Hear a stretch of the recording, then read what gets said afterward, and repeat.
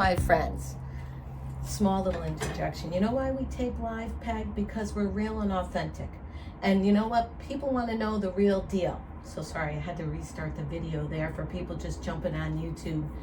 So Randy, I remember working a little bit with your team, and what I remember about your team was they had such a forward-thinking energy. They seemed so motivated. They seemed so dedicated. And, you know, one might not think of flooring as creative as the art worlds we've been in. So what did you do with your leadership to create that effect? Because I was only in there once or twice, and it was evident. You know, I like to think that the difference was that very early on I realized people do not like to be managed. They like to be in an environment where they've got room to grow, room to contribute. And I've always been a servant leader. I look at business as me working for the people rather than the people working for me. And I think at the end of the day, that created the culture that we had, and it worked for us. It sure did. It was extremely evident.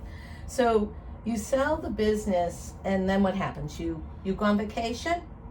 Not in a very long time, actually.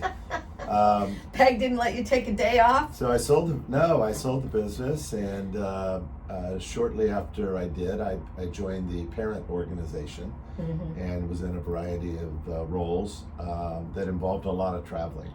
I was traveling 4 days a week, 3 out of 4 weeks a month. Having fun, meeting new people, trying to sprinkle whatever my secret sauce was on others throughout our network. Did it work?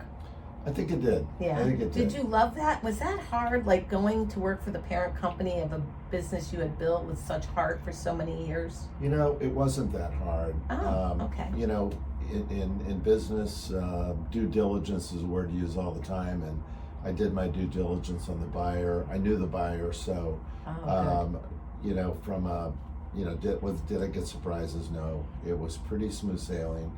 And January 1 of this year, I've actually stepped back, and I'm heading towards retirement mid-year, and we're kind of in transition. Right. So how many years did you work for the parent company? 4 years. 4 years. Was that the plan, or did they ask you for longer? So the plan was 3 years, and they asked if I could stay on. Well, they said you could stay on as long as you want, but we agreed that another year was about it. I've been in the workplace over 50 years. Enough's enough. What was the most challenging thing about selling your business and moving off into a different role? I think the more challenging thing was to let the people that work for me know that this was going to be good for them ultimately, as well as good for me, and getting them to believe in, you know, what the next phase was going to look like, and not get scared and run away. Any tricks to how you pulled that off? Because that would scare me. You know, I think I had always had a pretty honest relationship with my people and very transparent. And when I gave them the news that there was going to be a new owner, they trusted that I was telling the truth. Okay, so you've stepped off. Yeah. And you're on your way to retire. I find it so hard to believe you're retiring. Yeah. I mean, I don't think that word really exists in your world, but okay, what does it look like now? So I have made some changes in my future plans, and decided that, among other things, I want to do another entrepreneurial venture. Doesn't sound like retiring to me, Peg. And I want to do a venture that conceivably, if we're successful, will create other entrepreneurs. Something other entrepreneurs can pick up and go develop on their own. Is it too soon to talk about it right now? No, it's actually not. You're going to spill the beans on that? I'm going to spill the beans. All right. Or can I spill the beans? You can spill the beans. Because I just like saying it. Randy's Garage and Chili Company. Now, I happen to know you like antique cars. I do. Are you going into the antique car business? I have a couple now, but I'm not going into that business. Okay, so Randy's Garage and Chili Company is? So it is, there's no garage. No That's garage. just the name. Right. I mean, I own a garage, but the garage has nothing to do with this. It is about a modified version of Cincinnati chili, which is spaghetti with chili on top of it, and usually a sour cream or shredded cheese topping. Wow. So is this an old family recipe? It's a recipe that I've sort of modified through the years. Contains cinnamon, allspice, chocolate, things that are not found in your typical Tex-Mex chili. Wow. So it almost sounds like dessert-esque for me. It's sweet and hot. It's sweet and hot. Yeah. Yeah, well, that's kind of what my life is, sweet and hot. No. Okay, so now, that's not retirement to me, okay? And on Mavs Coffee Clarity, we roast ageism. So you would spend 50 years in a business, and now you're retired doing Randy's Garage and Chili Company. I got to stitch that together somehow. So, my sister, who may listen to this podcast, has always said you never retire from something, you retire to something. I love that. That's a beam we got to re-announce. You never retire from something, you retire to something. I love it. I love it. And I've never been able to sit still. I've never loved golf or other things people talk about doing in retirement. So yeah, yucky. For me, retirement was going to be, some other business venture. And, I still have energy. I still,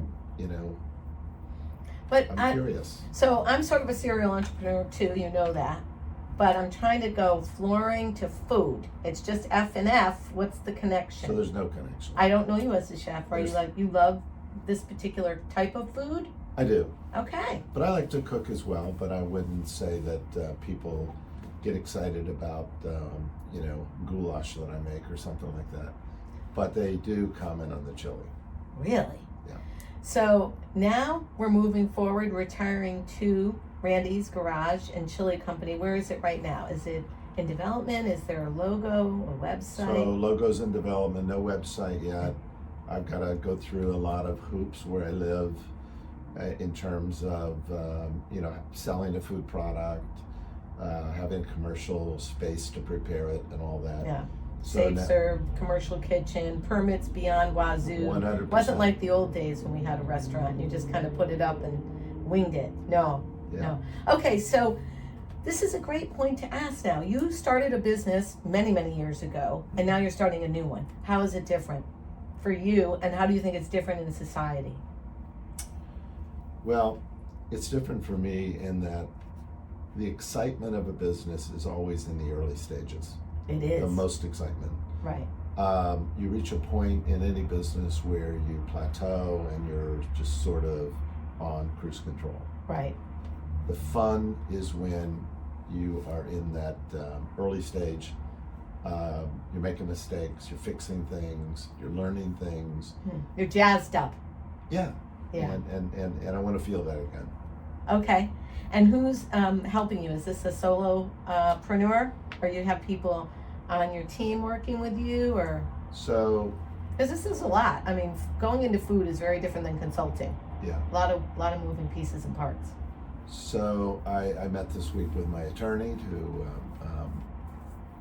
warned me about liability and said you better get insurance, which I plan to do anyway. I do have someone working on a logo right now. I think having spent so long in business, I can figure out the nuts and bolts of it.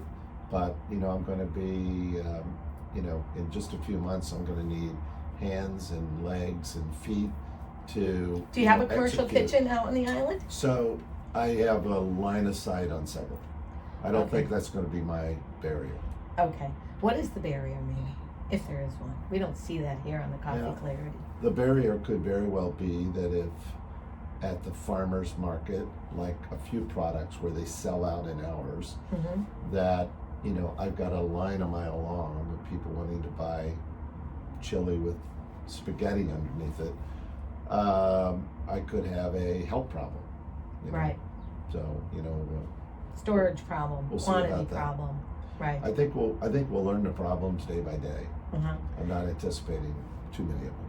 So if somebody's starting off in business now with no experience, what would you offer them as your best advice, having so much experience? Whether it be food, consulting, retail. I always tell people, don't overinvest too soon. Keep your cash, stay flexible, stay as liquid as you can. Something that, maybe you really want. Like in this case, I could go buy a food truck. I'm not going to buy a food truck. No. I'm not going to spend $50,000 before I've made my first bowl of chili. That is a great piece of advice, because we always think that we need all the accoutrements to do it well, and sometimes you really don't, right? 100%. When I started my last business, I had no office. I didn't own a truck. I used my car to get my crews around. Everything was very low budget. You put the crews for your commercial flooring business in your car and took them around? That's swinging it back old school, right? In the early days. Yes. Yeah. That's why they appreciated you so much. You were a savant leader. Wow. Okay, so now we're over. I just love the idea. First of all, food business I know can be, a headbanger, but I love the idea of it because you connect with the people and you're talking with them, and like there's no greater love than when you're eating something that you really enjoy. So what's the vision now? We're in the market. We're serving. How does it look? Paint the picture for our podcast listeners. You told us all the ingredients. How does it look? Is it coming in a paper bowl? Yes, it'll be in a paper bowl with a lid on top. The utensils most likely will be made out of potato starch so that they're sustainable. Biodegradable, right. Yeah, the spaghetti will be a wheat-based spaghetti, not a gluten-based. And turkey, not meat, or a vegetarian option. I'm not going to offer hot dogs. I'm not going to offer hamburger. I'm keeping it really simple and focused singularly on one item. Sort of like the model of Colony Pizza here in the Fairfield County area, right? They're only pizza. That's it. They kind of bent a little when they put some salad on their pizza. I think that's a great idea. We were out in P-Town recently, and Scott's Cupcakes only makes one kind of vanilla cupcake with pink frosting. And I'll tell you, the line was, I think it's sort of the exclusivity of the one idea. What do you think?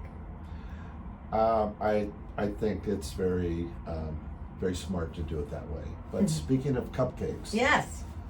I got the idea for the name of the company from a cupcake company. That made cupcakes? No. The cupcake company is called Johnny's Cupcakes. Johnny's Cupcakes. They don't make cupcakes. I love frosting. Just reminds me of frosting. They sell T-shirts that has a picture of a cupcake and then some other design around it. So they're just a merchandise. Yeah, but it's the juxtaposition of the name. Right. People walk in the store, where's the cupcake? Oh, there are none. And there is no connection between a garage and chili. Right, so it sounds to me like it's a really cool twist of a name that makes you think of the food. Right. Although I have this vision of a 1950s Ford truck rambling down the interstate somewhere in Cape Cod selling these chili containers out of the back at like rogue music festivals. What do you think, Peg? That was a little journey, wasn't it? Well, I would love it if that was possible, but with all the regulations today... Probably not. Yeah. Okay, so we're in the marketplace. You've got the chili. Where else are you going with it? What's the vision? Because I know you're a visionary. Yeah, the vision is to learn from, first learn what I don't know, and I'm learning that now, but also use this summer at a farmer's market where there's really good product there and really good buyers there. People are discriminating buyers. To get feedback and see if the concept has legs, and then over the next winter. How will you know if the concept has legs? What will that look like for you? Is it strictly sales? So I think that's a key barometer. This is not a hobby. Right. So that's a key barometer. But I think you see on people's faces whether they like something or not. Hopefully we'll have a survey that people can either go online and take, or a clipboard, and they could say like this, didn't like that.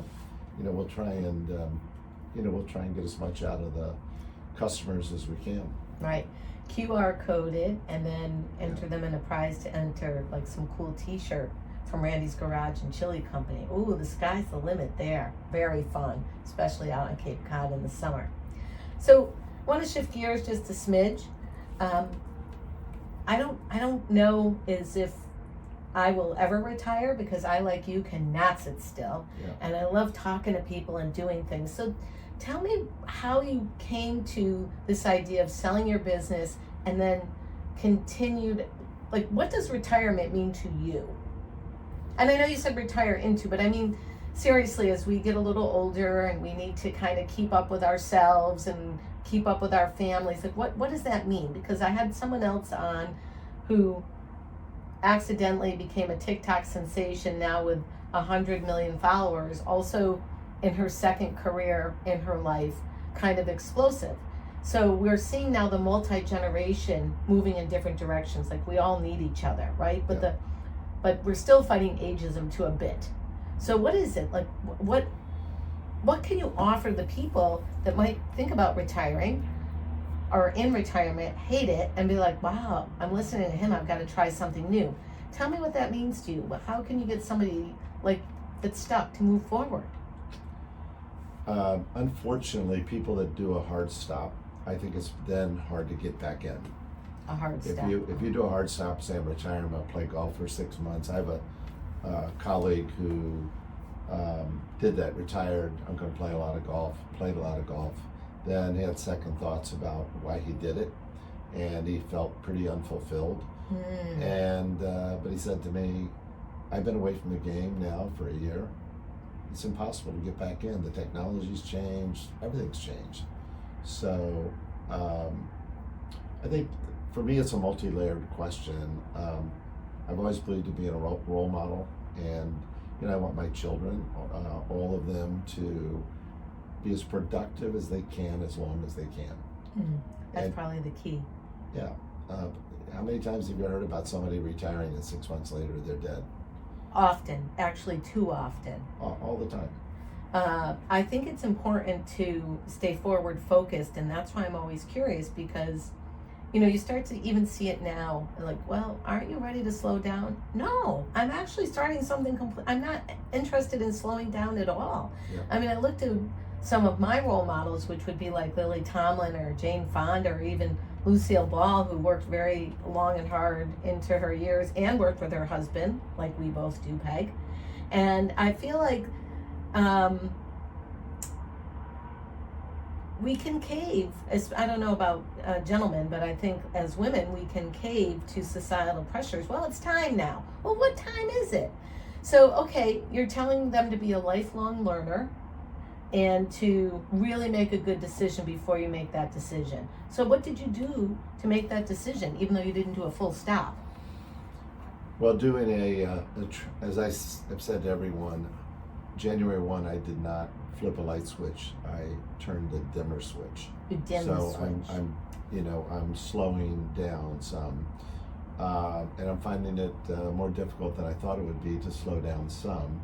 But I have this other thing I'm going to, so I've got that sort of keeping me motivated. Comes down to a sense of purpose, doesn't it? And taking your gifts with you and continually to use them in new ways. It really comes down to having a sense of purpose. And I also think, enjoying being with other people and sharing your gifts. I think if you can do something, you should do something. So if you are capable of moving on in a new direction, you should do that. What if you're capable of doing a lot of things, but you don't know where you want to go, and you definitely don't want to do what you did before because you're coming out of flooring going into food? I mean, something like that. Like, how would you encourage someone to really take a look at their life and their basket of tools and skills and say, it's okay, you can fly. You can fly from flooring to food. Because I think the people I interview, some of their challenges have been they were afraid. And then when you get on the other side of afraid, you're zooming. And you're like, geez, I wish I had done that earlier. Well, I think a key to it is when you're starting out in a career, you don't want to fail. Right. You don't want to fail, because then you'll really get derailed and you'll lose confidence in yourself, and that can really be a setback. If I fail at this business, and by the way, the ultimate objective here isn't really chili per se. Mm-hmm. It's creating a brand. Right. And it's creating an experience for people. Hopefully I'm not the only person doing this under this brand name. I want to create a brand. What's the brand going to look and do after it launches? Do you have a vision for that? So I have a couple of logos, but I think the brand, different from the logo, the brand is... What's the feeling? The feeling is this is a healthy option. Mm-hmm. It's fun name. Other people can, whether it's not use the name, but I can give other entrepreneurs a platform to do something.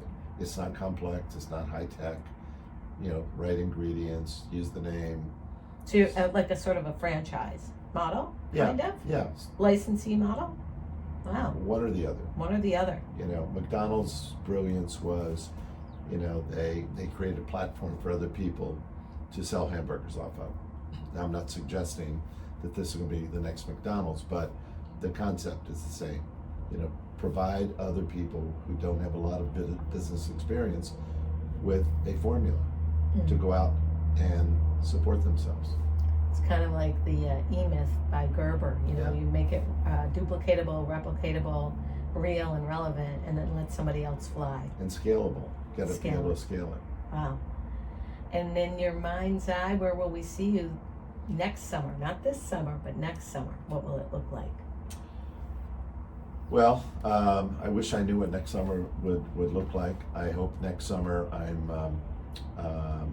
I've got other people sharing the idea and the vision, and going out and making a life for themselves around food, around children.